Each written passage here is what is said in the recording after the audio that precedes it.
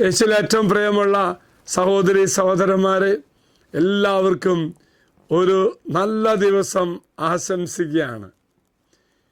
ഇന്നത്തെ വാഗ്ദത്ത വചനഭാഗം പുതുവർഷത്തിൻ്റെ ഈ സന്തോഷത്തിലൂടെ നാം കടന്നു പോകുമ്പോൾ ദൈവം നമുക്ക് തരുന്ന മറ്റൊരു വാഗ്ദാനമാണ്.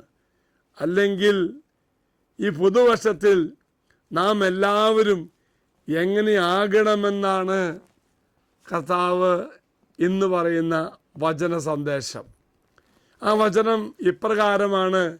വിശുദ്ധ പൗലോസ് ശ്ലീഹ കൊറിന്തോസ്കാർക്ക് എഴുതിയ 2-ാം ലേഖനം 5-ാം അധ്യായം 17-ാം വാക്യം. അതിപ്രകാരമാണ്: ക്രിസ്തുവിലായിരിക്കുന്നവൻ പുതിയ സൃഷ്ടിയാണ്, പഴയത് കടന്നുപോയി, ഇതാ പുതിയത് വന്നു കഴിഞ്ഞു. അതായത് പ്രിയമുള്ളവർ, നാം ക്രിസ്തുവിലാകുമ്പോൾ പുതിയ വ്യക്തിയാകും. എങ്കിൽ 2026 യേശുവിനോടൊപ്പം പുതിയ വ്യക്തിയാകുവാനുള്ള കൃപയ്ക്ക് നമുക്ക് പ്രാർത്ഥിക്കാം. ഈ 2026 ആരംഭത്തിൽ പുതിയ വ്യക്തിയായി ജീവിക്കുവാനും പുതിയ വ്യക്തിത്വം സ്വീകരിക്കുവാനും ആത്മാവ് നിറഞ്ഞ് ഒരു വ്യക്തിയായി മാറുവാൻ സാധിക്കണം. പക്ഷേ നമുക്കറിയാം, ഇതിനൊത്തിരി തടസ്സമുണ്ട്, ഒത്തിരി ബന്ധനങ്ങളുണ്ട്.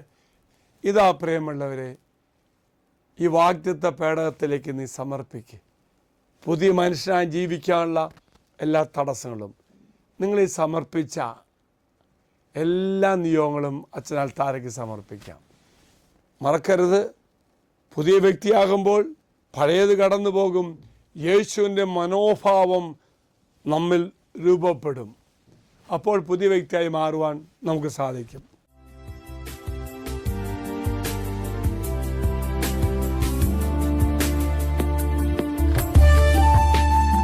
ഇത് നിങ്ങൾ സമർപ്പിച്ച നിങ്ങളുടെ എല്ലാ നിയോഗങ്ങളും അൾത്താരയിലേക്ക് അച്ഛൻ സമർപ്പിക്കുന്നു.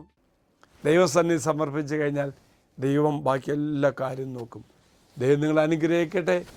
പുതിയ വർഷം, പുതിയ വ്യക്തിത്വം, ആത്മാവ് നിറഞ്ഞ ഒരു ജീവിതം ദൈവം നിങ്ങളെ അനുഗ്രഹിക്കട്ടെ. അച്ഛൻ ഈശ്വര ആശീർവാദം തരാം.